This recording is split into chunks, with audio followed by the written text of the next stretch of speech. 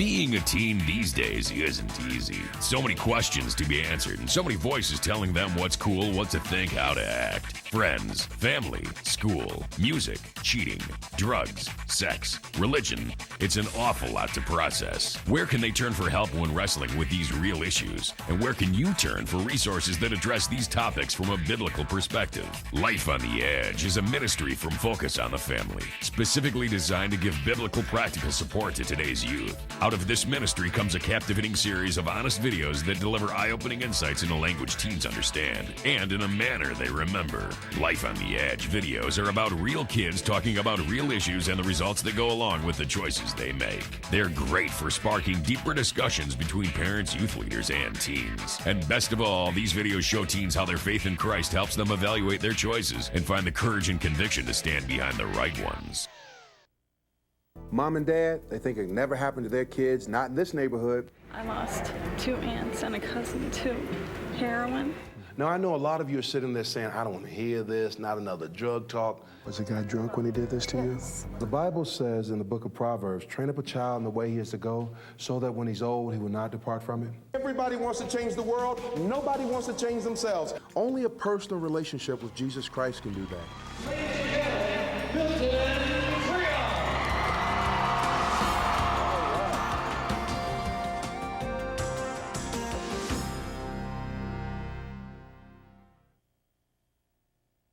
It's pretty scary to think that one bad decision could change our lives forever.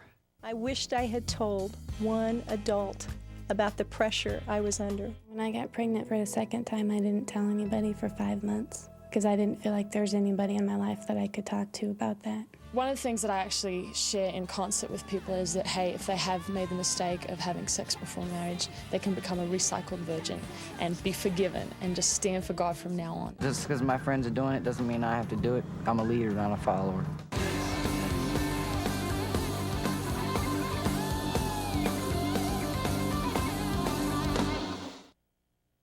I go along with what I think is true. Like, it might not be true, but I'm too lazy to really think about that. What's at stake in this determination of truth is not simply our well-being in this life, but throughout eternity. Is it okay to make your decisions based upon whether or not someone's getting hurt? People should make their own decisions based on truth, not based on what they believe. What you believe just doesn't matter. When somebody says, I will decide what is true, what are they really saying? I am my own God. I think it comes down to integrity, like what you do when no one else is around you.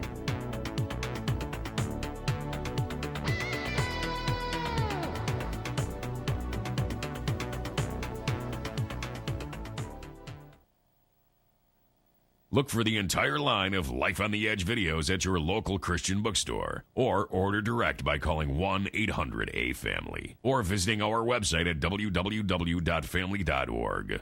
Life on the Edge. Real issues, real life.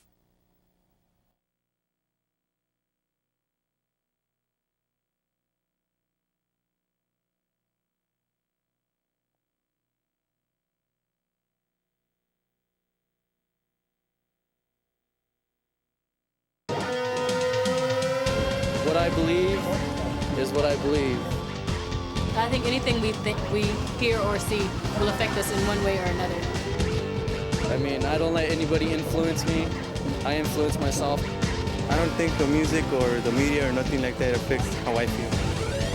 The media has, in some ways, become our parents. I think the media has like a way strong effect. Yeah, I just watch what is fun for me. Yeah, there's no limits.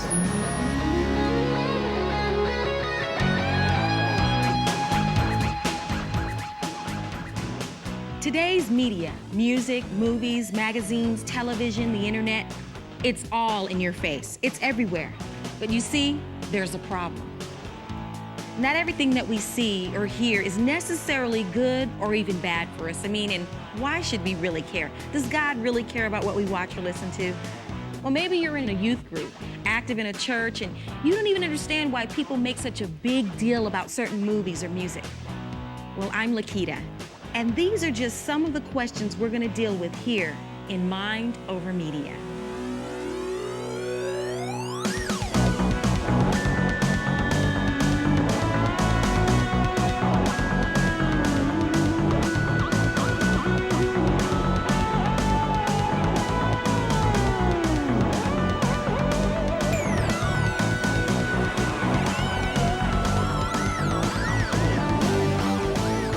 spend so much time in it, and we're always in it, we're always using it, we're always using an aspect of it no matter what, whether it's the internet, whether it's a magazine. I watch a lot of movies, 4 or 5 a week.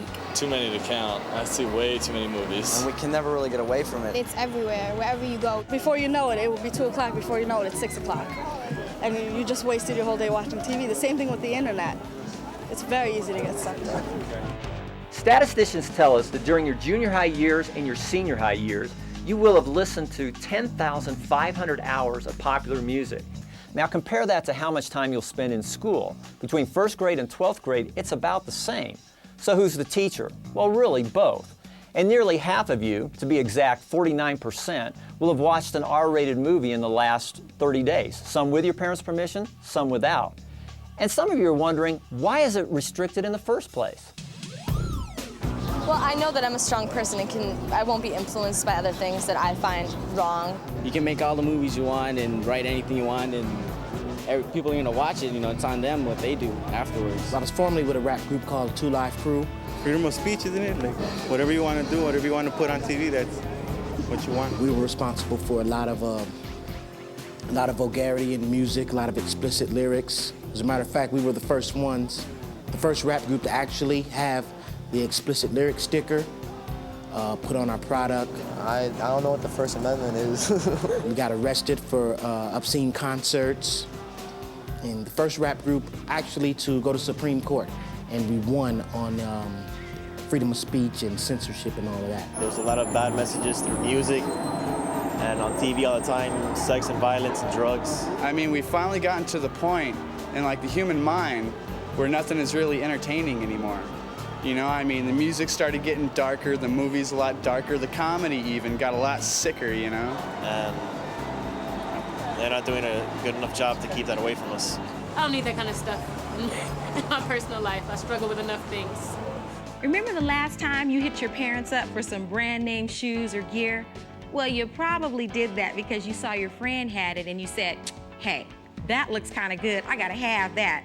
Well, the reason why it looks so good is because some clothing companies spent big bang to make sure that every time you tapped into a media outlet, you see their product. And every time you see their product, it leads you to believe that everybody's wearing it. It happens every day. And not just with clothes, but with ideas as well. Take it from a man who spent years in Hollywood as an executive producer for primetime TV shows. Advertisers spend billions of dollars every year telling you what products to buy. And they wouldn't do that if they weren't convinced that that media message wouldn't change your behavior. The way I dress and the way I talk, the music influenced me in that way. The companies pay, $500,000 to $1 million for a 30 to 60-second spot on a Super Bowl game to do what? To affect the mentality of the consumer. It affects things like body image. It affects things like the clothes you wear. You may see someone on television, a celebrity, and you're like, wow, I really want that outfit. Every study that I've ever seen that's done by the networks, the studios, educational organizations tell us over and over again, we are all influenced by the media we consume.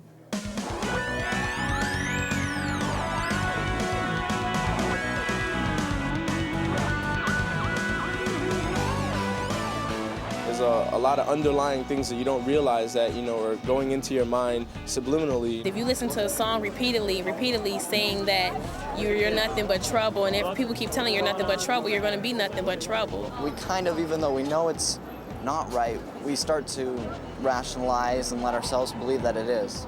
The more they see it on TV, the more they seem to be open to it. It causes the line between right and wrong to become vague to some people, especially the younger they are. Record companies, movie studios, and television networks are in business for one thing.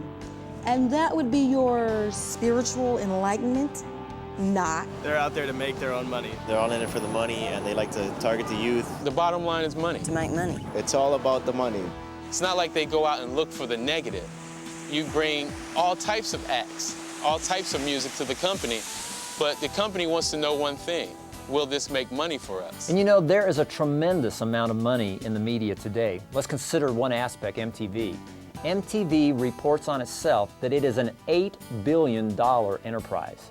They go into over 300 million households around the world in 83 countries, And frankly, they're not really concerned about the types of messages they send out as long as teenagers are watching and as long as they're buying. What's more, church pollster George Barna says that more Christian teenagers, on a percentage basis, are tuned into MTV each week than non-Christian teenagers, 42% comparison to 33%. So what kind of messages are they sending? I mean, there's things that I see that I don't like maybe in a movie. I think a movie might go too far and not, but I'll still see it. I won't place any limitations on it. I've had the freedom, and I guess sometimes I'll stop myself, but for the most part, I'll watch it anyway. I won't walk out of a movie. Now you want to hear something really amazing? In a groundbreaking announcement, the major American medical and psychological associations issued a joint statement saying that over 1,000 studies and 30 years of research point overwhelmingly to a connection between media violence and aggressive behavior. I didn't have any idea the effects that this music was causing until I actually hit the road and got into the community and found out that this does change the minds, and it does affect the mentalities of a lot of people, how they think, how they perceive women, how they perceive sex, how they perceive just living. Now, we talked about how images on the screen and music manipulate our emotions, but let's go there, okay? Do these things really influence us when it comes to sex? Do movies, TV, music, the internet really change our attitudes when it comes to what we see as normal, everyday behavior and what's even safe? I have had sex. I guess the media had some role in it. It kind of seems like it's what everybody's doing. It's normal, it's not a bad thing. By showing teens and kids that the next step after falling in love is going to bed with somebody, they consider that to be normal action. All they see on the screen is the moment of passion and the moment of, enjoying themselves or whatever, and they don't see the consequences and the guilt that follows weeks afterwards and maybe even the pregnancy. They make it seem like sex is always good, but it's not always good. TV tells us that the best way to kill our sex life is to get married. But according to a well-known study by the University of Chicago, in reality, the people who are having the best sex, the happiest sex, the most frequent sex, are married couples. I spend a lot of time on my computer. Mostly look things up for school. I see a lot of dirty stuff on the net. It just pops up. Always pops up in email. I'm checking my email. There's 3 flyers for porno. In fact, one study says that 1 out of every 5 teenagers reports that while being on the web, either doing homework or research or checking their emails, you're accidentally stumbling upon pornographic images that are popping up. And you're the ones that aren't even trying to find that information. These are the things that numb us. What once was a shock doesn't even faze us anymore. And over time, as our conscience becomes seared, we even begin to applaud the very sins that nailed Jesus Christ to the cross. In extreme cases, people can take these messages very literally and act out what they've seen. I have a friend who was 16 years old. He was with friends that went to rob a furniture store. If this one rapper said he could do it, then I can do it too. He was shot 16 times. A year after the tragic shootings at Columbine High School, Greg Barnes, another Columbine student and basketball star, committed suicide to the tune of Adam's Song by Blink-182. The song includes these lyrics: "I never thought I'd die alone. I'm too depressed to go on. You'll be sorry when I'm gone." He set the CD player to repeat the song continuously just before hanging himself. Now, did this song kill Greg Barnes? Of course not. But there's no denying that Adam's Song was obviously at the forefront of his mind when he was at the edge of this life and death decision. A lot of people who claim that media is a big influence on the crime, I think it's just a big cop-out. Those people that say violent movies will increase violence in neighborhoods, I think that's just a little bit of a cop-out. My favorite book is Clockwork Orange. This guy is not alone. The old 70s movie version of A Clockwork Orange combines explicit sex, extreme violence, and even rape. Believe it or not, according to Entertainment Weekly, this movie today is still a cult favorite among guys. And then there's Lucas Salmon.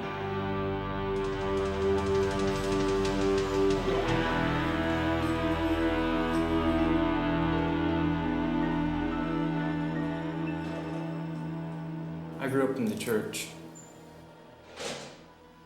All types of media really did have a large impact on me. watching a bad movie or listening to a Marilyn Manson CD won't affect them in a negative way. I think it really does. I used to think that same way when I was, before I got into prison.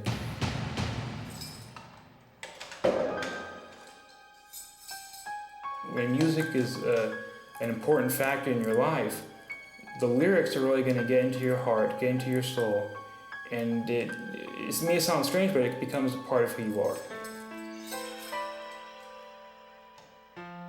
There was a night that a movie called Clockwork Orange came on HBO, and I had watched it with a friend of mine. These are things I should have been ashamed to be watching, or to even, agree to look at. And I just stayed through the whole movie as though there's nothing wrong with it. The film, in combination with really other types of things, leaving God, looking for entertainment in the world.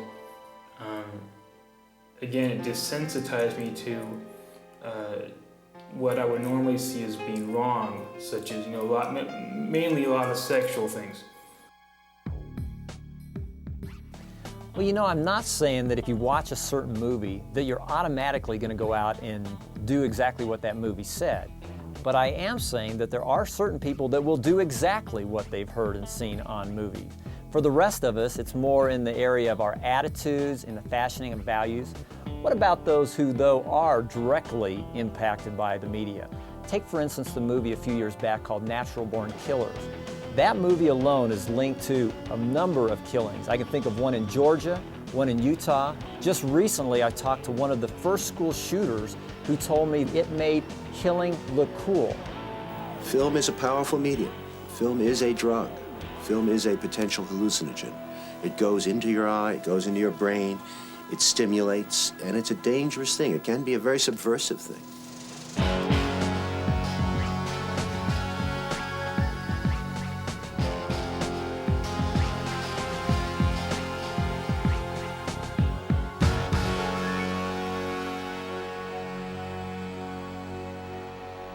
Ted, it is about 2:30 in the afternoon. You are scheduled to be executed tomorrow morning at 7 o'clock if you don't receive another stay. For the record, you are guilty of killing many women and girls. Is that correct? Yes, that's true. And what scares and appalls me, Dr. Dobson, is when I see what's on cable TV, some of the movies, some of the violence in the movies that come into homes today with stuff that they wouldn't show in X-rated adult theaters 30 years ago. This stuff... The slasher movies that you're talking about. That stuff is, I'm telling you, from personal experience, the most, that is graphic violence on screen, particularly as it gets into the home to children who may be unattended or unaware that they may be a Ted Bundy who has that vulnerability to that predisposition to be influenced by that kind of behavior, by that kind of movie, that kind of violence. But I'll tell you, there are lots of other kids playing in streets around this country today who are going to be dead tomorrow and the next day and the next day and next month because other young people are reading the kinds of things and seeing the kinds of things that are available in the media today.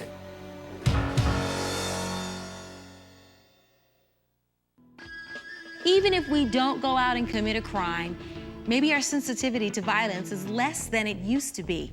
Perhaps our language is a little bit more foul than it used to be. And perhaps many of you have begun to experiment sexually because the media communicated to you that sex outside of marriage was okay and even expected, even when you knew deep down inside that it was wrong. Like it or not, try to avoid it or not, if we live in this world, we're gonna be faced with stuff we don't necessarily want to have to deal with. So what do we do?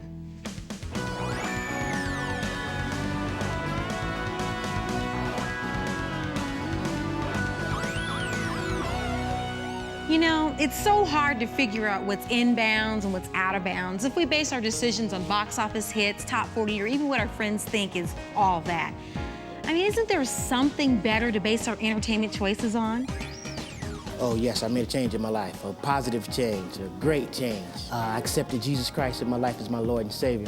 We're both followers of Jesus, so anything that's going to cause me to slip, I try to stay away from. God cares a great deal what we put into our minds and into our bodies and everything, because we're his children and he cares for us a lot. He sent his son to die for us. Now, are these things we're talking about hitting home with you? Well, if not, then maybe you don't have a relationship with Jesus. That is the first step. That means a great deal to me, man, to know Jesus Christ, because I was out there in the world. I was in the record business. I was doing all of that came with it.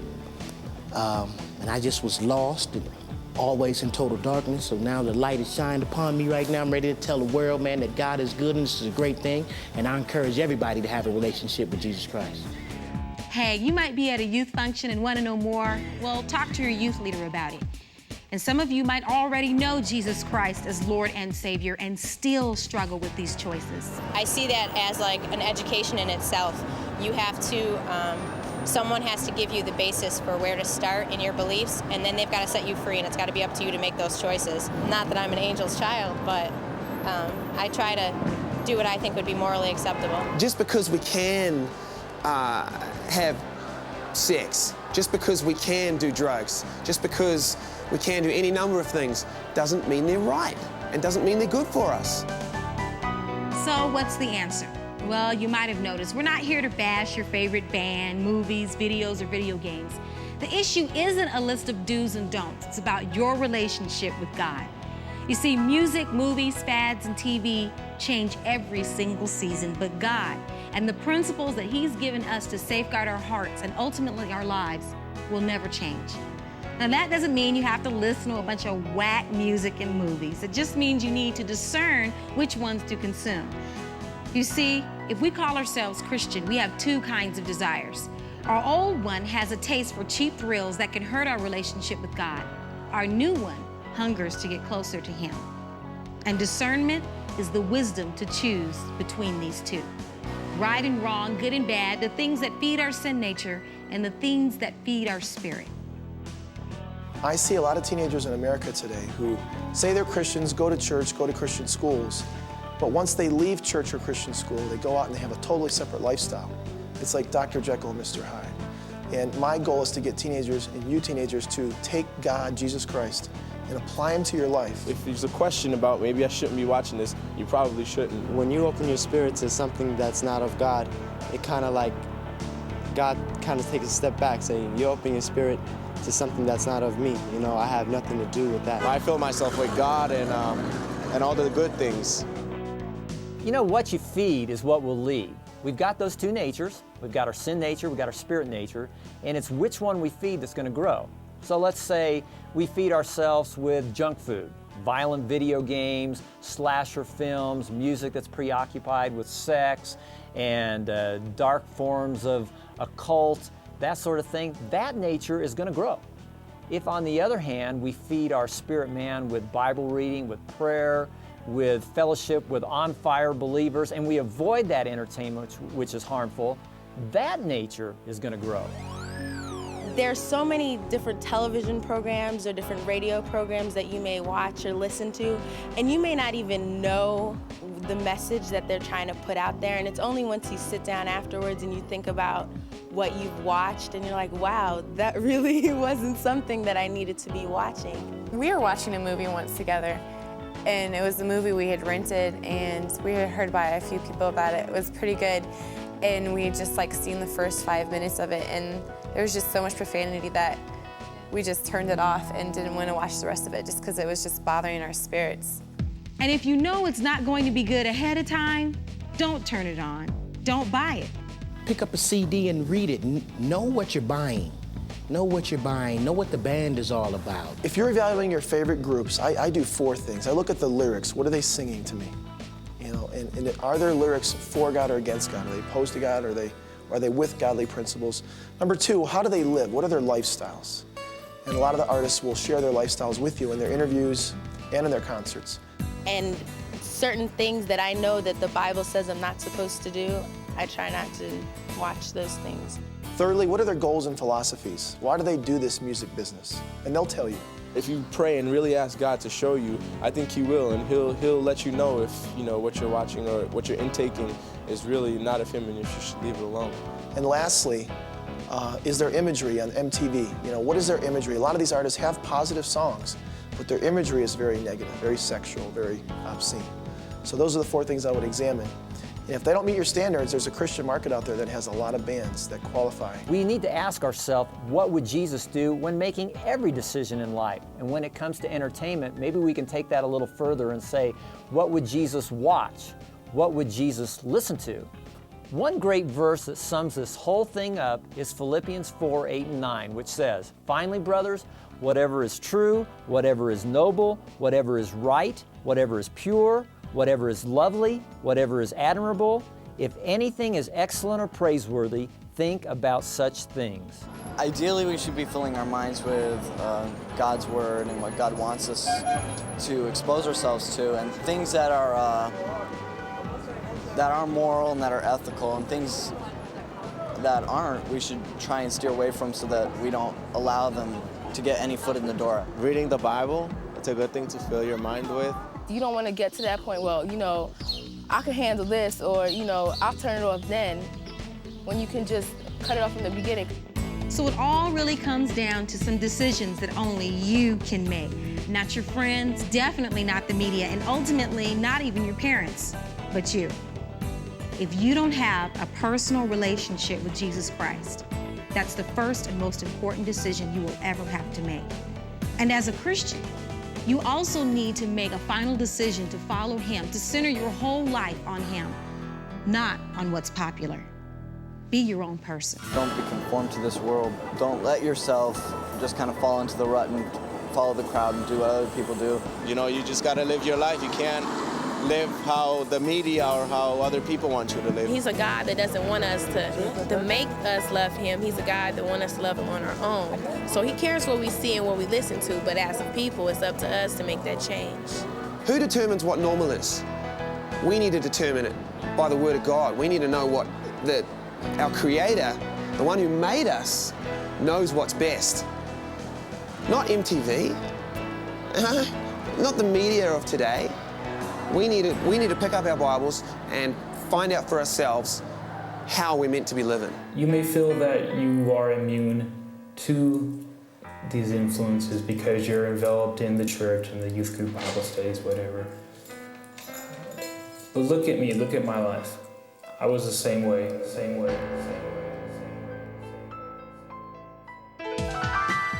Don't let pop culture dictate how you think and who you are. Take a stand. Find out what pleases God by paying attention to what He's telling you. Turn off the bad stuff, tune into the good stuff. Starve your flesh and feed the spirit. The Bible reminds us, above all else, guard your heart, for it is the wellspring of life. That is mind over media.